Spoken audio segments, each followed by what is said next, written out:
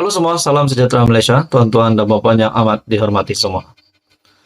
Memang satu kejutan baru dan kejutan buruk untuk semua kepimpinan Perikatan Nasional, khususnya Presiden Bersatu.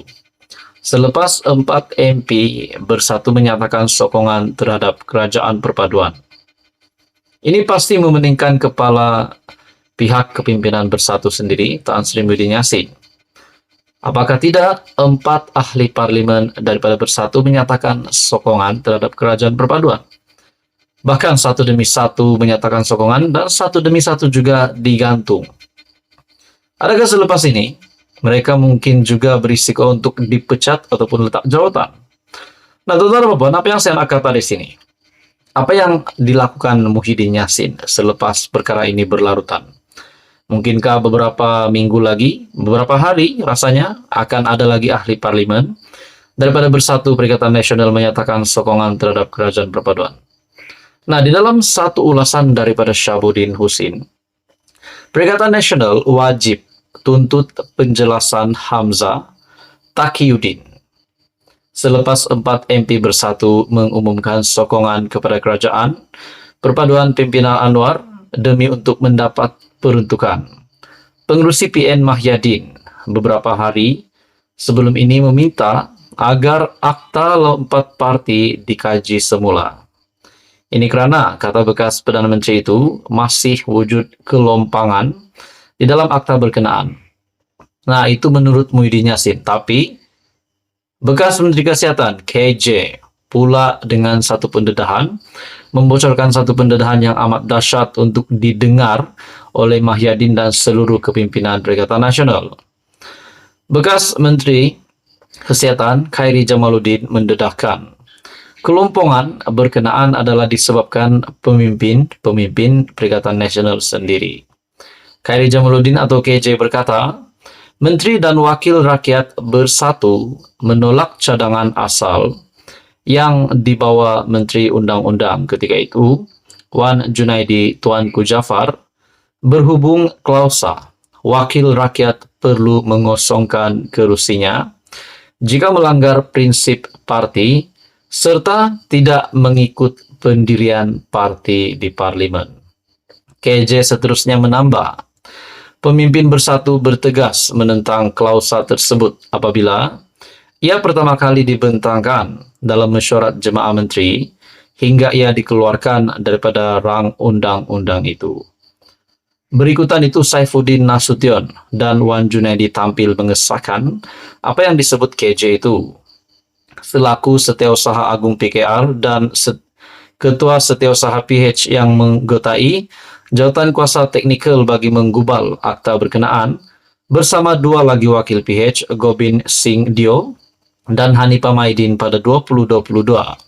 Saifuddin Nasution berkata, pendirian PH ialah wakil rakyat yang bertindak bertegangan dengan pendirian parti perlu mengosongkan kerusi mereka.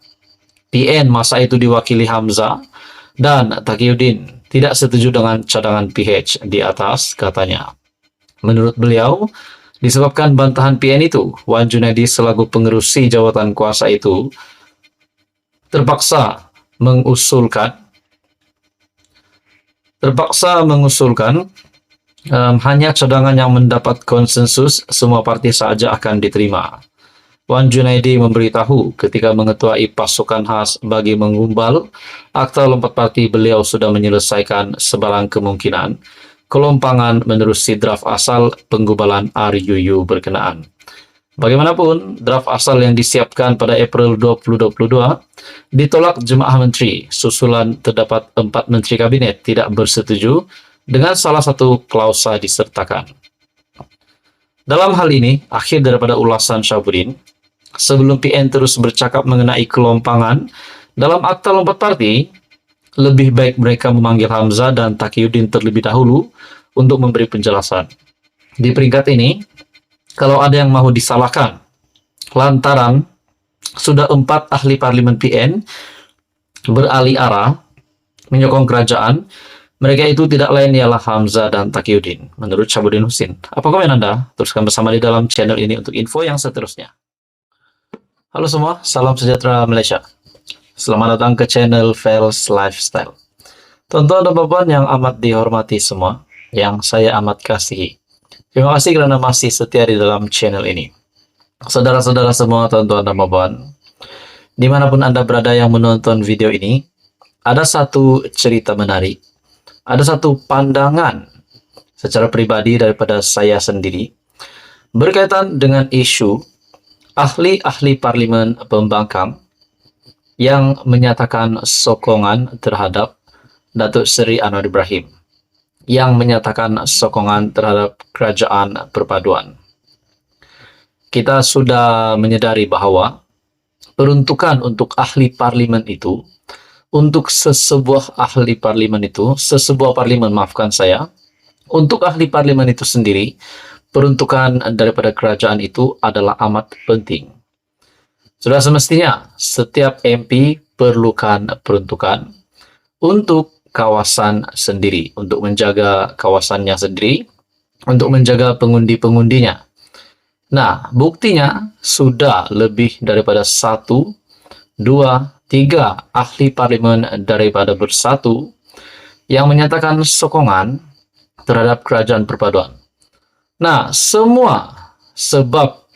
hampir ke semua MP yang menyokong kerajaan ini daripada pihak pembangkang, kesemuanya mempunyai alasan yang sama, yaitu untuk peruntukan di kawasan parlimen masing-masing.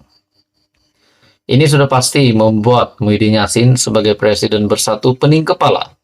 Nah, apa yang saya nak kata hari ini, selepas saya melihat beberapa ulasan daripada rakan-rakan pemerhati politik yang menyatakan, adakah ahli parlimen yang bijak pandai, yang bijaksana, pemimpin-pemimpin yang hebat di dalam pembangkang. Contohnya, Hamzah Zainuddin sendiri, ketua pembangkang, Azmin Ali yang memang dikenali ramai, disebabkan beliau adalah bekas menteri, Razi Jidin, dan banyak lagi ahli parlimen dari pembangkang.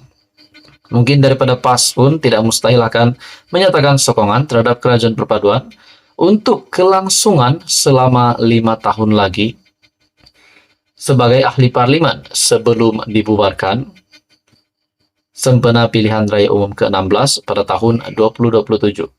Sepanjang 4 tahun lebih lagi, rasanya 4 tahun, adakah mereka kesemua ahli parlimen pembangkang yang tidak menyatakan sokongan, yang tidak berjumpa dengan timbalan Perdana Menteri kedua yaitu Fadillah Yusof untuk urusan berkenaan dengan peruntukan ahli parlimen?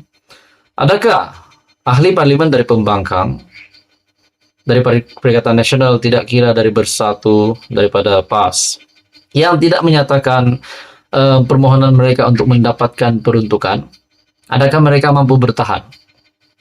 Kecuali mereka memang jutawan, memang bilioner, banyak duit, sehingga kan mereka tak perlu memohon daripada kerajaan untuk peruntukan parlimen. Mereka sendiri mampu untuk menampung, mampu untuk menjaga kawasan masing-masing menggunakan duit sendiri. Jangan pula lepas ini ada yang meluah, ada yang meluahkan perasaan tak ada peruntukan, tak cukup duit untuk menjaga pengundi di kawasan sendiri. Bukankah meminta permohonan itu supaya permohonan itu dapat disalurkan daripada kerajaan kepada ahli-ahli parlimen yang memohon peruntukan untuk diberikan, untuk dikerjakan, disalurkan kepada kawasan parlimen masing-masing, itu adalah perkara yang baik. Nah, teman-teman dan puan, ada yang kata, mungkinkah, tidak mustahil juga, selepas 4 MP Bersatu menyatakan sokongan, 4 MP Perikatan Nasional menyatakan sokongan terhadap kerajaan perpaduan, bukankah selepas ini tidak mustahil lagi ada nama-nama besar? Ada nama-nama besar yang bakal juga menyatakan sokongan terhadap kerajaan perpaduan untuk mendapatkan peruntukan bagi kawasan parlimen masing-masing. Seperti yang saya kata tadi, mungkin Azmin Ali, mungkin Razi Jidin, mungkin Hamzah Zainuddin, dan mungkin banyak lagi MP-MP Bersatu PN yang saya lupa sebut namanya, tetapi mungkin mereka juga berniat untuk mendapatkan peruntukan dengan menyatakan sokongan terhadap kerajaan perpaduan. Tuan-tuan dan puan, apa komen Anda berkaitan dengan isu ini? Ini adalah persoalan yang saya timbulkan di dalam channel ini, di dalam video ini. Sekian saja untuk kali ini, teruskan bersama di dalam channel ini untuk info yang seterusnya. Jangan lupa tekan butang like, share, dan juga subscribe.